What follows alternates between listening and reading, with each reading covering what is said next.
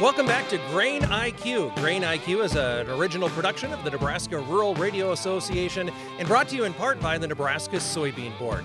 I'm Chad Moyer. On today's program, we're going to talk a little bit about a program that's been going on for quite a while, something that is watched by a lot of farmers and a lot of people in the grain industry for quite a few years, and that's the Pro Farmer Crop Tour. Chip Flory joins us, happens to be the leader of the western leg of the Crop Tour. Chip, thanks for joining us here today. I think we had you on last year about this time. Thanks for joining us again. But you bet, Chad. What are you back for another year? I guess in 2025. What is the significance of the Crop Tour, and what is the industry? What are farmers looking to you for this year? Yeah.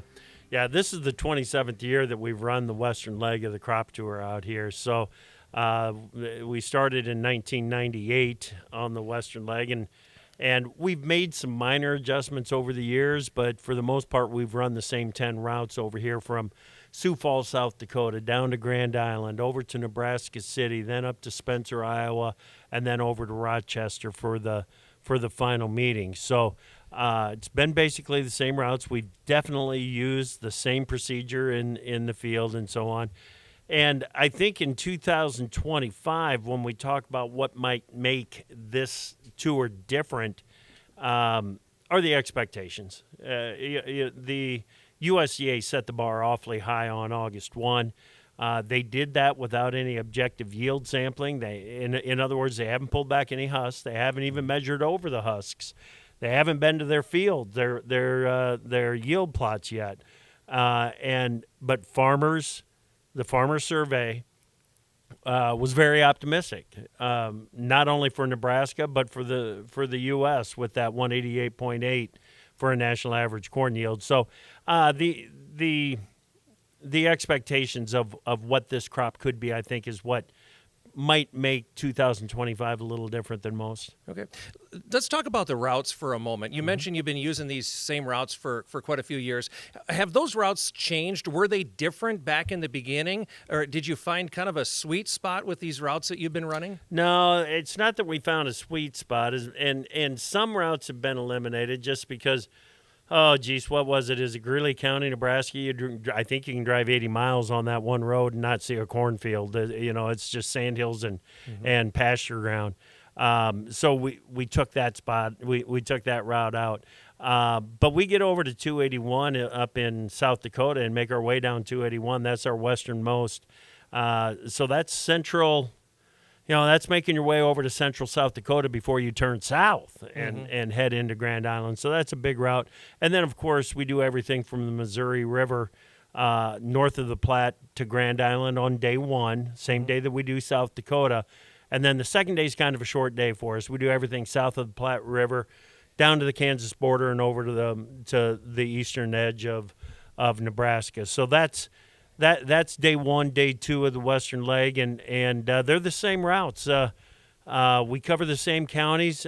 I guess when it came time to expand from, I believe we were running 7 routes early on, and as time has gone on, we've added some routes, and it's because participation has been higher over the years and everything. We go a little bit further west now than maybe what we have before. But we still just go straight south out of Grand Island and get down to the border before we head to the east. Is there any talk among your circles about moving north? We've seen some of these growing the ability to grow grain a lot better to the north. Is that a conversation? What does it take for you to decide to add a route or eliminate a route or something like that? When we added Nebraska, back in 1998, we had 2 guys that I worked with, Terry Johnston, who is with Farm Rescue now, and Steve Carr. Those 2 guys were in our sales department at Pro Farmer and Oster Communications, and we sent them out in 1996 and 1997 to run routes. They had some help with them out there, but they just basically ran 2 routes right through the middle of the areas that we would be going. so that we could have some base data to work from, so that we would know what to expect. Because if we got out there and into those areas and all of a sudden things are just drastically different, and we're finding out that the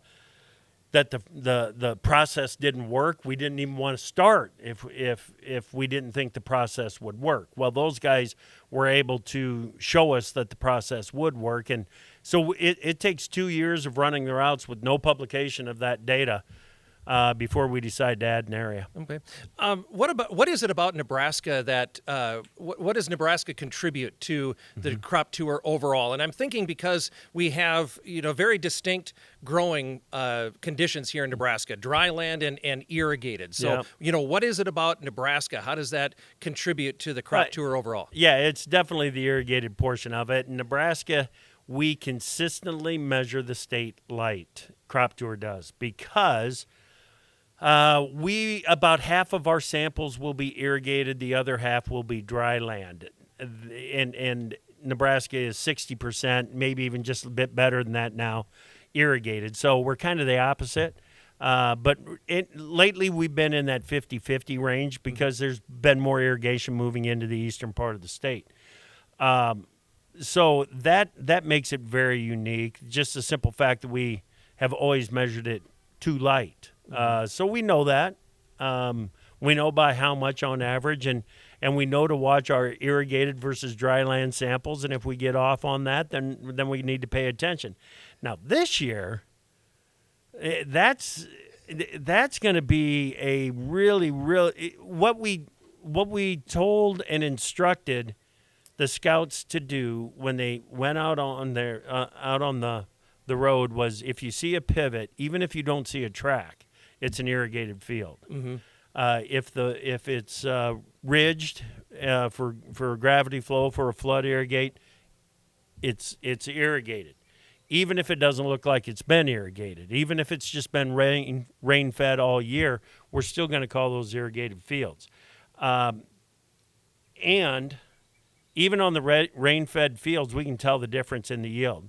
Number one, the irrigated fields have been fertilized for a higher yield, and they're carrying a heavier population than what the dryland fields are. My route today, for example, we were from 142 to 242, so right at 100 bushel difference. And the ears out of the 142 bushel field looked great. They could have handled another 4, 5, 6,000 population in there. So, but they just didn't have it. And this year in Nebraska, we don't have the numbers in yet, but this year in Nebraska, it feels like the yield is going to be pushed up from the bottom rather than pulled up from the top. Does that make sense? Yep. So it's high tide raises all ships, right? Is that what you're saying, Chad? Yep, that's exactly right. Yeah. So you've been out and about all day, a day and a half, really, in Nebraska. Just thoughts on what you saw. How do things look out there? Oh, it's a good crop. It's not a crop that is not without some risk, though. The disease that we saw in the cornfields, southern rust in particular, but there's gray leaf spot out there. There's some tar spot. I was with David Hula all day today. Yeah. And he didn't mention any tar spot. He was checking the corn, but there were a couple of times that he came out with a fresh coating of rust on him from those cornfields. So we've got southern rust. We've got the gray leaf spot, and there's some other leaf blights out there that I think are causing some issues. But the maturity of the corn crop, I think, is far enough along that if the disease issues at this point take some yield off, it'll be taking the top end off. The most immature cornfield we were in today was just out of the blister stage, and just across the road, the bean field that I was in, there was only one pod on the 3 plants. Everything was still blooming. So we were in a unique spot right there. We just happened to land in it. That was exceptionally late planted. But that field had a lot of rust in it already. That field's going to suffer. If the producer took the crop protection steps to go out and hit it with at least one round of fungicide, they're going to know the difference this year. Yeah. No doubt. Yep. All right. That you bring up an interesting point. How do you decide which field to go to? Yeah. And what sort of instruction do you give the crop scouts? Because you've got scouts that have been on for quite a few years. I would Right. imagine you have some new scouts. Oh, yeah. So yeah, how do you pick the field and what do you tell them to do? Yeah, okay. So we've been running the same routes since 1998 out here on the western leg, and over time what we've been able to do is we've got enough participation that we can split the routes. Uh-huh. In other words, when we started off, you were expected to stop every 20 miles along that route. Turns into some long days out there. Now, a car will take the first half, and a car will take the second half. And if they stop every 15 miles instead, we've just increased our samples by 50% on that one route. That's one of the reasons that we've been able to push our corn samples from, we were running around 1,000 up to as many as 1,700 out on tour, the eastern and the western leg. That increase in samples is very important. It's numbers matter. Numbers matter when we're doing something like this. Typically, what we do is we run down the road. The main route will be drawn off a hard surface road.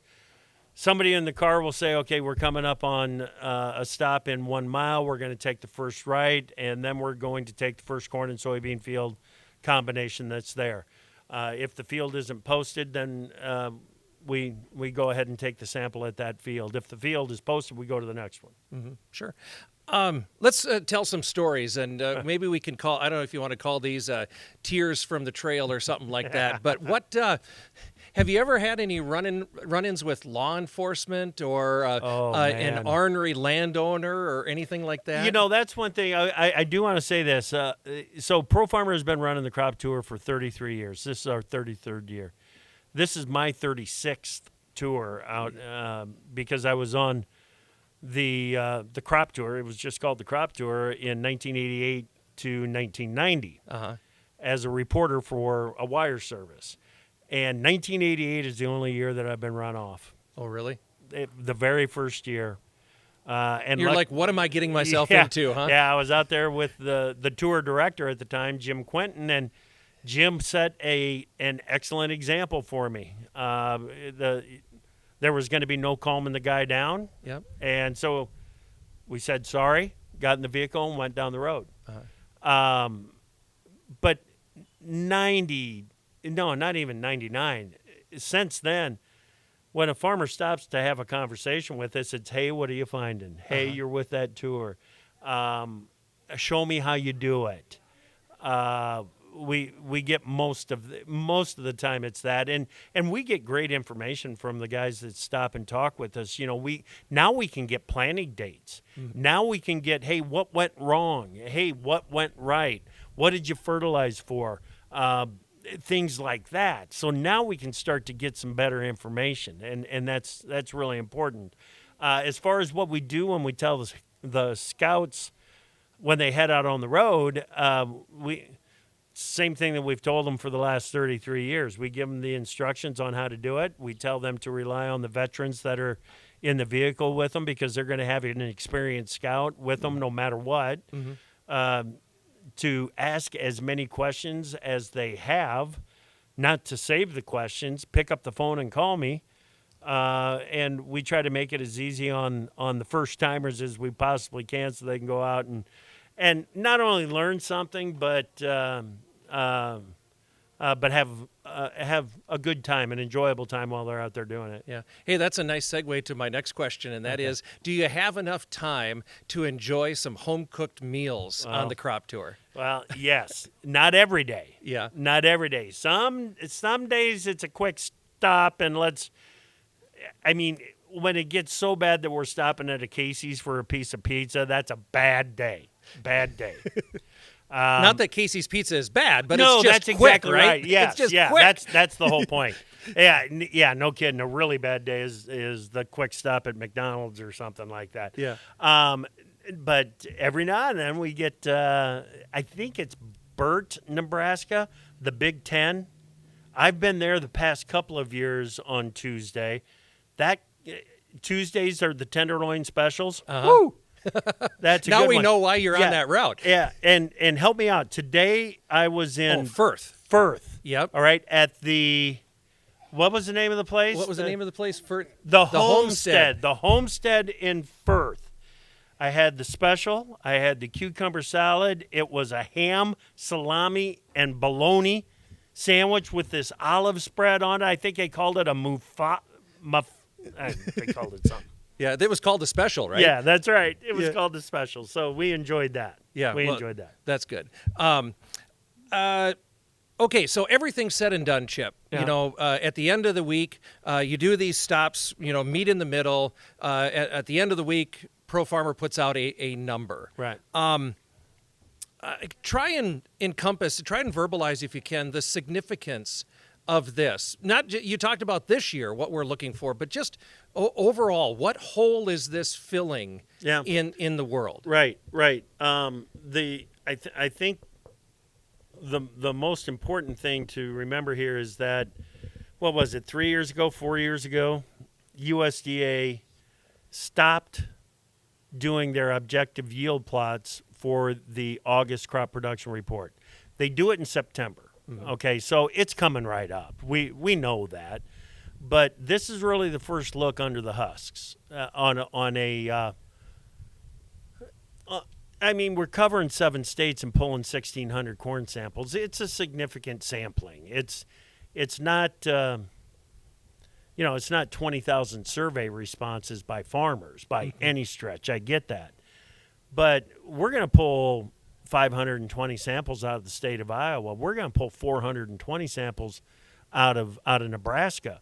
That's more than there are objective yield plants in both of those states. So it's a significant enough number, and we've got enough history with it to know how it performs. That I think the hole that we're filling is that what's under the husks this early in the year. Yeah. So and in a year like this with all the pollination questions, I think that's a pretty important thing that we need to do. Yeah, because there's always a question, right? One year it's going to be an emergence question. Right. One year it's going to be a pollination. Right. One year it's going to be a disease or an insect. Yeah. There's always, and I would say, to be frank, for people from the small town guy to the multinational company to be a part of this, pretty well respected, and therefore there's value there, right? Yeah, and that's the main reason that we decided to take take over management of the crop tour back in 1993. Like I said, it was run by Jim Quinton before that, and Jim did it. And before that, it was run by the Illinois Farm Bureau through Illinois. And Jim did it because he knew that the grain companies all had scouts out there taking a look. Our competitors all had scouts out there taking a look.